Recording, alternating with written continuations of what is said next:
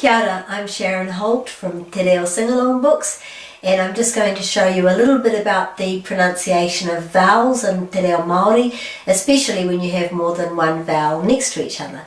So most people have a good understanding of the pronunciation of the vowels a, e, o, u. If they have a macron over the top, this little line like this, it would be a, e, o, u. It would just be longer. But if there's no macron, it's quite short. A, e, o, u. So for this, I've got the vowels across there, and I've got them down here as well. A, e, o, u. Then what I've done here is I've done a song to the tune of Twinkle Twinkle Little Star to help us practice putting more than one vowel together. So first of all, I just want to point out that these ones are in red for a reason. I'm putting them at the very end of the song, so we'll sing this line last. We'll only sing these black ones first. So this double A is a, e, o, u. So we're still saying the a, e, o, u. But most commonly, we would say a, e, o, u, exactly as if it had a macron over a single one. So if this was the letter I with a macron, it's exactly the same as if you have two letters I together. So this is a, e, o, u. It looks like this would be u, doesn't it, when we think of it with English speaking eyes, but it's actually or. It's just two of the or sounds. Or, and this looks like it should be e, but it's actually just two of the e sounds. E.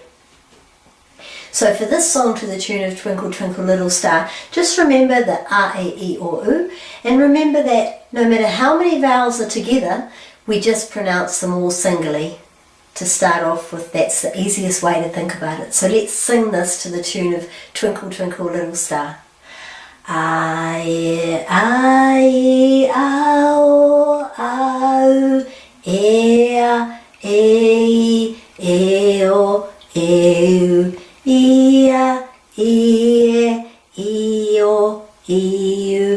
o, o, oe, oi, o, ua, ue, ui, uo, a, e, o, u.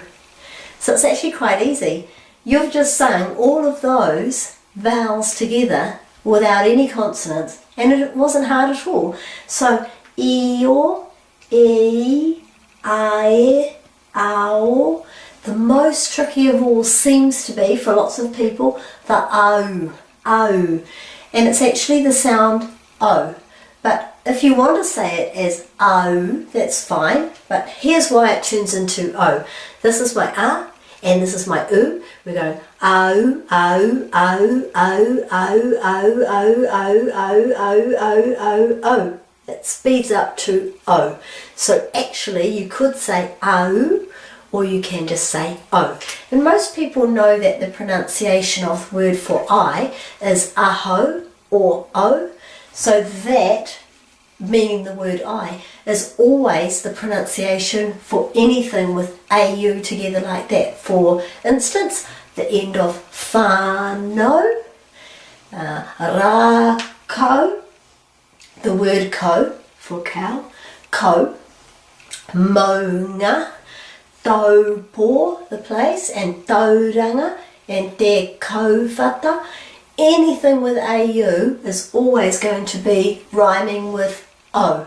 Even kauri. It's a very consistent language. So you can make them slower or speed them up, and with this one you have to speed it up a bit to get to o, but slow them all down if you want, it's fine. That's the easiest way to learn. Thank you for listening, and all the best. Ka kite anō.